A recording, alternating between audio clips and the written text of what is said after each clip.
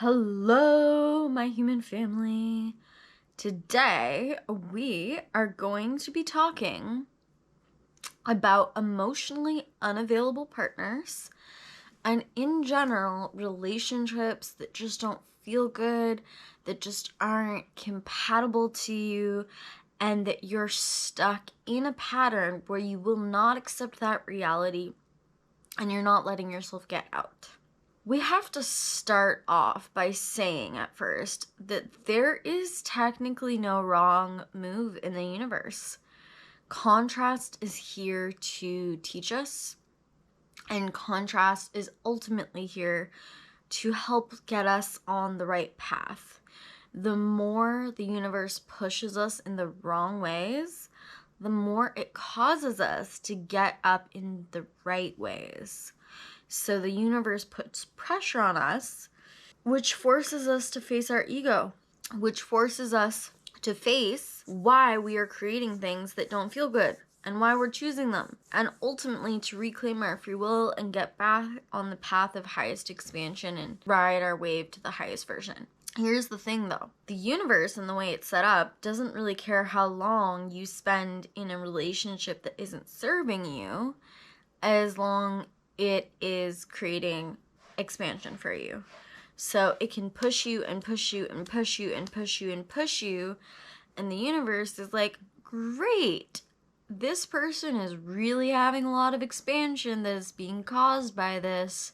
But this is when the universe does care. When the contrast and when the pain stops bringing you towards your expansion and it starts just being a steady rhythm of hell taking you away from who you truly are and where you truly need to be. And that means, other than the pain in and of itself and you knowing that you don't want pain, it's not pushing you in the right direction. It's not pushing you towards your highest version. It's not pushing you towards self-awareness. And it has to get so bad that you feel like you're falling down a hellhole to get out. And these relationships become this steady stream of just pain that doesn't get you anywhere and only steals and robs you of energy. Now let's talk about the pattern of emotionally unavailable partners. What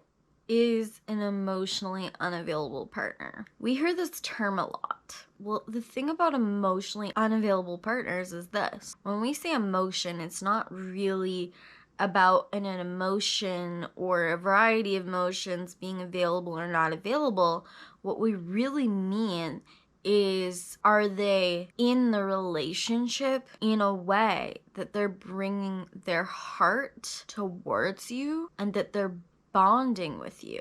And the worst part about emotionally unavailable partners or relationships that don't feel good is actually the fact that you are probably there because you are getting your needs met, or you're getting what it is you want from that person 1% of the time, and you become addicted to the rush of getting a certain thing from them or getting a certain sequence from them where it feels like exactly what you want in that moment, but the other 99% of the time it's hell. If you are somebody who is in an emotionally unavailable relationship, you may be making excuses for that person. You may be looking at their trauma and justifying it. You may be telling yourself that you can change them. You may be telling yourself it doesn't bother you. And here's a wake-up call. For one, emotionally unavailable partners aren't emotionally unavailable to everybody. In their next relationship, they may be 100% available. They're just not available to you. A lot of the time, emotionally unavailable partners are using you in some way, or they are so unhealed and in such a trauma response that they don't care how far away they push you, because they are stuck in pain. People in emotionally unavailable relationships, I need you to get a serious wake-up call right now, because it's gonna take an actual fucking bomb, midlife crisis, and near-death experience to get that person to change course. They may be emotionally available in their next relationship, but it is going to take a serious event that will most likely never happen, thunder would be more likely to change. The reason that they are emotionally unavailable to you is because they don't want to be available. Now, there's all sorts of varying degrees of emotional unavailability and different aspects to a relationship that keep you unsatisfied and steal your energy and steal your expansion. But if you are constantly wanting your partner to change something, if you're constantly maybe even begging them or pleading with them to do something different and they still don't do it, if you make an effort to make your relationship better and it never happens, or if you're both just silently unsatisfied and not talking about it, this is what I'm talking about. This is a relationship that is stealing your life force energy. It's not in your best interest. It's not helping your expansion and is not supporting you to your highest version of self. These relationships become an addiction. We become addicted to the things they do for us, the needs they do meet for us. And in order to survive that situation, that painful situation where we do love this person, it doesn't matter how much somebody hurts you, you can still love them. We're human beings. That's the most painful part, is you do love them. You do genuinely love them, and there might be parts of them that do genuinely love you no matter how much they abuse you, no matter how much they lie to you, no matter how much they pretend they're gonna change or make false promises or give you just enough ounce of change to make you think it's gonna be different, and they are doing a different action. If you have to beg your partner to change at all and explain to them what they're doing wrong, and you don't get a majorly different person consistently, that person's not going to change. They can make small little efforts in the short term. They can maybe even make medium-sized efforts in the short term. But unless they actually have a wake-up call with you and immediately change course, and it actually genuinely feels like it's what you need and want from them, they're not going to change. They may not want to change. It may not be in their interest to change. And here's another thought. It may be entirely incompatible to them to change. That means that what you want in a relationship may not line up with what they want in a relationship. What you want with a partner isn't what they want with a partner. Or it could literally just be about what it is you are offering them doesn't make them want to be the partner that you're in need of. That there's an incompatibility when it comes to who you are and what you offer them towards them being in the highest version of relationship they have the capacity to create. So in order to survive these relationship dynamics that don't serve us, we have to create an overlay. We have to create a situation in our mind and in our hearts and in our emotions that is completely out of reality with the actual relationship we're in. And there's always layers of us that are aware with how bad it is, but we suppress it and we try to do everything we can to get away from that truth on a regular basis.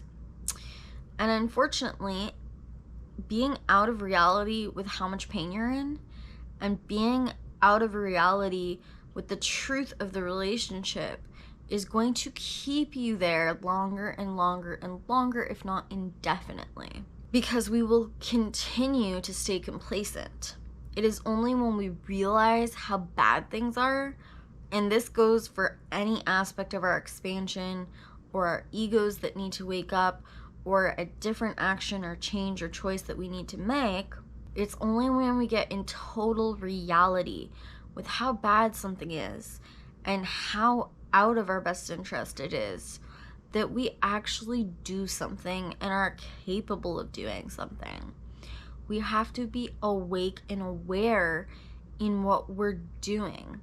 Like, imagine if you were driving your car straight off a cliff and your eyes were closed. You don't have a lot of a chance to turn the car around. This can be like a relationship overlay with somebody that you are convinced you can't get away from. So, on that note, let's talk about the reasons that you're there. You may feel desperate for anyone to love you. There may be something about them specifically that they offer you, a need they offer you, that you feel desperate for. You may have convinced yourself in some way that no one better will come along, or that you're not worthy of better, that you're not capable of better.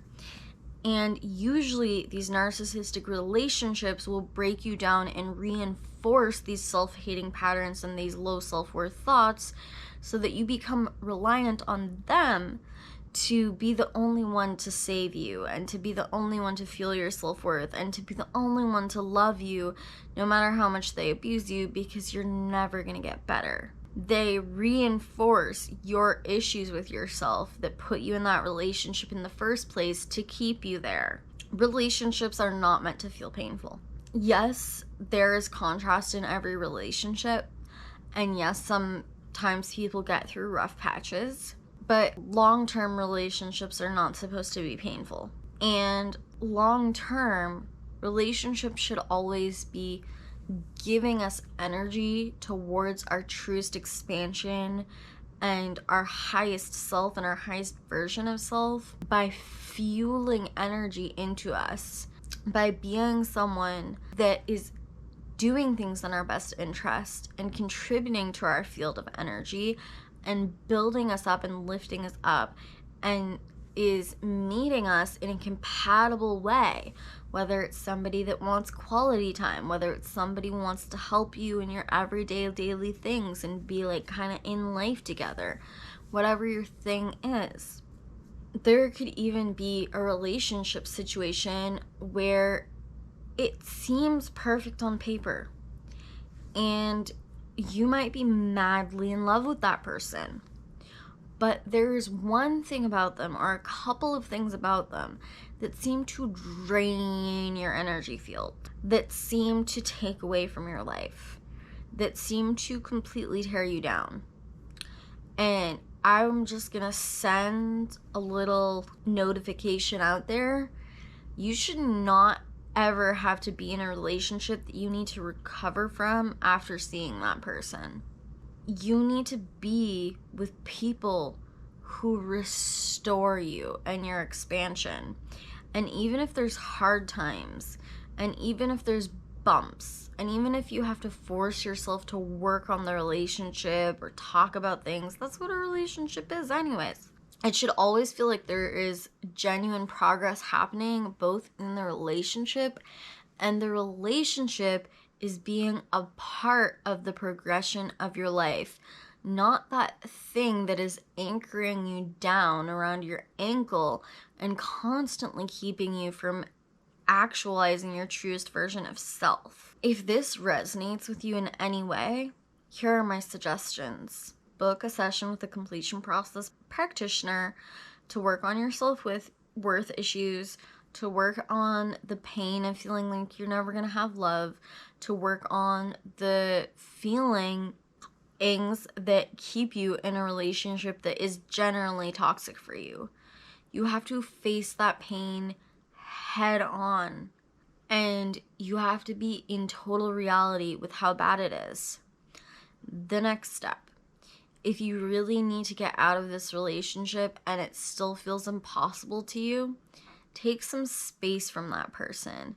We get into a paradox reality or a boxed reality where we can't see outside of the relationship, and that's what keeps us there, and that's what maintains the toxic relationship.